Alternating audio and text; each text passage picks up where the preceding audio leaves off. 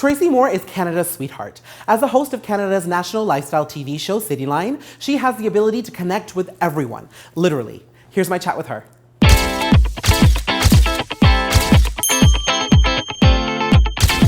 Tracy, the premiere episode of Date with Daniel. Thank you so much for joining me. I'm so happy to be your premiere date.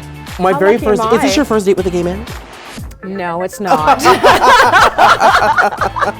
Not really, no. We're gonna have to talk about that soon. But you know, mother, wife, daughter, media maven, you're doing it all and you're doing it so well. How do you manage all of this? You know what? I don't feel like I'm always doing it that well. Yeah. And I think that's okay. I think at some point I learned to lower my expectations in terms of what I can actually get done in a day. Mm-hmm. And you know, my theory is you can't be all things at one time. So I can't be on top of my diet and have a lot of money in the bank and be a really good wife and be amazingly nice to my kids and be awesome at my job and then be smart in math. Like I can't do all those things at the same time. Mm-hmm. So I pick a couple and the rest got to slide. Sorry, kids, or sorry, hubby, or sorry, work. I was in that situation this week. I was supposed to be somewhere for work, and I had to say no because I had to do something in my kids' classroom. It's like, it's always a mess. It's always a disaster. Mm-hmm. So I had to tell myself, be okay with the disaster. And you own it. Oh my gosh, I own it. Everyone knows Tracy ain't trying to be perfect because I know I'm not. We know when we're flipping through your Instagram feed, we get a nice snapshot of your family lifestyle. And I just recently saw a photo of your daughter in your shoes. Yes. Trying to mimic you. Yes. So do you feel pressure as a woman and a mother to make sure you're setting the right example, not being able to manage it all the time? Yeah, totally. But I think it's good for them to see me fail too, though. Yeah. Because I know that there are generations that are coming up that are afraid to try things because they do not want to fail. Mm-hmm. Me and my husband let the kids know when we screw up. This did not go well.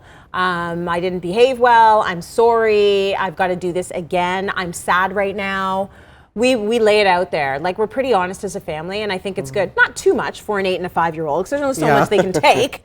But they know when we screw up. And I do see my daughter, they're pretty smart. I see her watching me with her little eagle eyes, and I see everything about it. That's why I really hesitated with the extensions. I want her to grow up proud of her natural hair, her heritage, her skin, everything. And in that way, I'm always telling her that this is the world of TV, and then there's real life. Mommy's real hair, which is beautiful like your real hair, is underneath her TV hair. And the fake eyelashes and the makeup, all of that is for mommy's job. This is real life when I'm here at home with you in the Joe Fresh pajamas with a fresh face. Yeah. So speaking about real life when it comes to your family, I know a few years ago, you went through a lot of things that kind of put things into question. And it made you appreciate your kids and your husband so much more, the postpartum depression. So it was like a dark place. Yeah. You know, just I think the third day after having my baby at home, I just was knocked off my feet. Couldn't understand why I was so sad. Crying all the time, crying inside, crying outside. Not wanting to eat, which was a big sign for me because I love food. So postpartum is tough, and I talk to women about it all the time. I get direct messages on Facebook, on Instagram, just women saying, I'm happy you talked about it because I'm feeling that situation where I've lost all my humor. I don't understand why I can't get myself out of it. And I say, talk to someone. I didn't realize that it was normal to feel that way, and I felt really guilty for feeling so sad when something so good in my life had happened. It was something I wanted. I wanted this child. Why am I so sad? It was my husband that encouraged me to talk to a girlfriend. Leo, and that was the beginning of the healing process. Yeah, he's awesome. Now, was it hard for you to open up about that because you are on this gigantic national show? You are the original HBIC, as I like to say it. And you're going through a very dark time, but I know when it comes to various different forms of depression, there's a moment of shame that you kind of have to go through, and you feel embarrassed about it. Was it a challenge for you to be, did you feel responsible to be open about it? I felt like it would be embarrassing, or it'd be me admitting failure, so I lied. I did a blog at the time for City, and I remember it was Mother's Day, and I was like, it's so amazing to finally be able to celebrate Mother's Day and be a mother. Lies. And a couple of weeks later, I wrote the real blog. I'm sad, I'm depressed, this is the hardest thing I've ever had to do in my life. I don't know what I'm doing, I don't know what his cries mean, I don't know where I'm going with this, I'm trying to dig myself out of a hole, and that blog got the response. And how did you dig yourself out of that hole? It was a combination. So I talked to my girlfriend told me, oh, no, you're not crazy, it's nuts. Like, and you're sleep deprived, and it's crazy, and it's hard. I'm like, why didn't you tell me it was hard? No one told me it was hard. That started me talking to my midwives. They said, you need to sleep, so get a breast pump immediately. Leo went to about 5 different Toys R Us's to find a breast pump, got me one that afternoon, so that I could pump, so that he could do some of the night feeds. Because Sydney didn't sleep. Like, he just was one of those kids. He was my hard baby, and he was the first one. Yeah. So that helped with the sleeping. Then I made sure, because there were days when I was afraid to leave the house, like it was this weird psychosis. I made sure that someone, a friend or a family member, would come and visit me every single day. And it could be for half an hour, it could be for 3 hours, but someone who could hold that baby that wasn't me. And give you your space. And give me just some time. Like, even if we're sitting like this, but you're holding him and not me, it's almost better. Like, I just need, I need my body back for a little bit. And then I started getting back into my fitness. I would get out every single day, and my treat was a short, non-fat, no-whip mocha. Every day I went to Starbucks, and that was my treat. You're on mat leave income, you don't have a lot of money, but that was my treat. And I would go to the park, do lunges, do squats, just do some working out to get that serotonin going. And that's why I'm so reliant on fitness now, because it helped get me out of that really dark space. How's the family dealing with this now?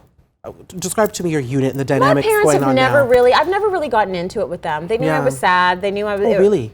Yeah, no, not really. You know, I just feel, as 2 immigrants that came to this country from Jamaica with no money and nothing, and built this incredible life and this incredible family, I didn't feel like I could complain to them. I felt like, well, who cares? I'm sad. Look at what you've been through. Look what you've been through.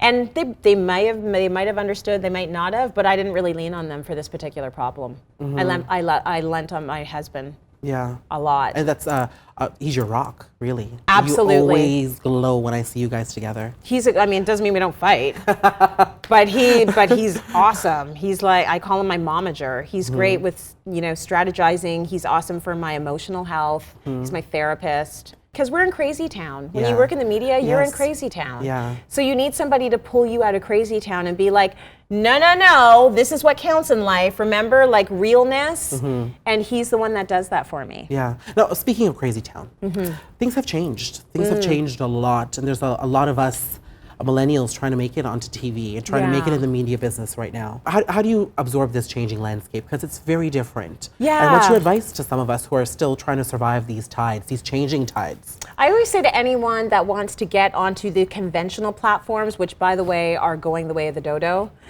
do your own digital thing. So this, what we're doing right now, this is it. This is the future. Yes. Get your niche, figure out who you are. It's all about brand, at the risk of sounding like a douche. It is about brand. It's branding. Everybody is a brand. So figure out what that brand is and really try and get your audience digitally. Get on YouTube, get your blog going, and try and reach out to people that way, because that's where the eyeballs live now. Yeah. And you can still be getting your degrees and your certificates and trying to do the conventional television or radio thing, but do your own thing on the side. Yeah. Do you think this move online and branding has to do with authenticity? Do you think about, when you say being who you are, it's about being authentic? For some. Yeah. But I mean, there's some lifestyle, gurus that are, I don't think, authentic at all, and they're making money hand over fist. Gwyneth Paltrow, Jessica Alba, Blake Lively. They're lifestyle gurus, and to me, there's nothing authentic about their brands. They're beautiful, they're aspirational, they're not authentic, and they're doing really well. So I don't know if it's about authenticity. It's about authenticity for me. I want to switch gears to your design line, because on top of everything that you're doing, you have your own fashion line now. Right. What really inspired the creation for this fashion line? I sort of felt like I was getting this a lot from folks that were on my social media. I was getting, where'd you get that? Where'd you get that? Where'd you get that? They like the fashion. I never used to post my outfits, and I started posting my outfits of the day, hashtag OOTD. And there's a lot of interest in those posts. From here as well. I'm always commenting on those posts, and I get it, because I'm interested in other people's outfits of the day, so I get that. So I thought, people are interested in what I'm wearing a lot. So I met with the folks that have been doing, lending me my clothing on the show because I trust them. I love them like family. And I said, let's do something. Let's put my name on something. And they said, okay. And this was 2 years ago. We ended up going out for lunch and discussing this. And we went through so many ups and downs, and there's still so many ups and downs. And there are dark days and there are good days, but it's a whole other industry that I can honestly say I knew nothing about, and I have learned so much. But this line, one I know, is supposed to be all-inclusive. It's got sizes ranging from the smallest to the largest. It goes up to 20. I wish it could go up even further. Yeah. It's for the professional woman, the yummy mummy, the the woman that just wants to hang out with her girlfriends on the weekend. It's got everything in there. Describe to me some of your favorite pieces. I know you're wearing one today. Yes, the shell is great, but one of my favorite pieces, and I've got it upstairs, I was supposed to wear it for this interview. Whoopsies! Talk about keeping it real. I'm a disaster. It's a topper just like this, but it's black. It comes in black and it comes in ivory. And the reason why I like it is if you were living the thick thigh life, sometimes you do not want to wear it, right? Love it. We've got it right here. Sometimes you do not want to wear the skinny pants unless you have some thigh coverage. So my toppers are great in that they allow me to wear my leather jegging or my leather leggings. They allow me to wear my tight skinny jeans, and it flows. So I love that piece. I love all of my outer coats. So these coats are real outer coats in spring and summer, but then they're more like sweaters or cardigans in the winter or fall. And women love them. They're our highest price point item. They went immediately. And you were saying you learned a lot from working on this fashion line. Yes. What are some of those things that you've learned? Well, I've learned that business is business. And when we work in TV, we sort of work under this luxury of creativity. But business is business in fashion. And so it's about the bottom line. It's about fabric price. It's about yardage. It's about retail price versus wholesale price. It's about margins. It's about all these things that I didn't necessarily have a big grasp on. And you do now. I do now. Yeah. I'm getting it. And it's also about teamwork because now I'm working with another company and we're making decisions together. So it's interesting. Like I have got to sit back sometimes and say, okay, how do I feel this should go? Am I going to go with what you say, or am I going to stick with what I think? And other times I got to say, no, I disagree. I want it to be this way. My name is on it. Yeah. So it's a back and forth. And there's authenticity again. Your name is on it, and you want to make sure it's a good product. It's got to be right for all the women out there. That's right. At the end of all of this, it's not so much about the shoes and the vest and whatever. It's about owning something, and it's about giving back. So I've always wanted to be in this industry. I started as a news reporter because I actually thought I could change the world. Then you get jaded. Now I'm in lifestyle and I've realized, oh my gosh, I can change the world. So I do a lot of grassroots volunteerism outside of the show. I want to have a big thing that this is all leading to. A foundation, a something, like it's got to be something that helps. And with purpose. With purpose, involving kids or women or something that I'm very passionate about, and I know that it's going to reveal itself to me in the time it's supposed to reveal itself to me. But I'm working towards that. Is this where you think all your life's experience is headed, to this large purpose about changing the world, whether it's through a foundation, everything you've been through? It's going to be full circle. Motherhood, the fashion line, the postpartum depression, it's all going there? Yes. Yes. Absolutely. The empathy you get from the postpartum depression and the understanding, the fact that you can create a business that can help empower yourself and empower other women. Like, there's so much that can be, that it can all turn into, but I'm a big believer in things coming organically. Yes. And so I know when the time comes around, it's probably going to be very obvious to me what I need to be doing. And that time's coming soon. I can just feel it. Maybe. I can just feel it. It's all over us. Yeah, I hope so. Yes. Well, thank you so much for joining me for a date. You're welcome, You've been such an Daniel. inspiration, and I just can't wait to see what this is going to look like. You know what I can't wait to see? When do I get that? Where's the wine? Where's the wine? What kind of date is this? You know what? I thought I'd keep it kind of sober because I knew we were going to talk about so many different things. But you know what? It's in my back pocket. You can have one a little off camera. Shot. Thank you so much, Tracy. Thank you. I wish you the best. Thank you.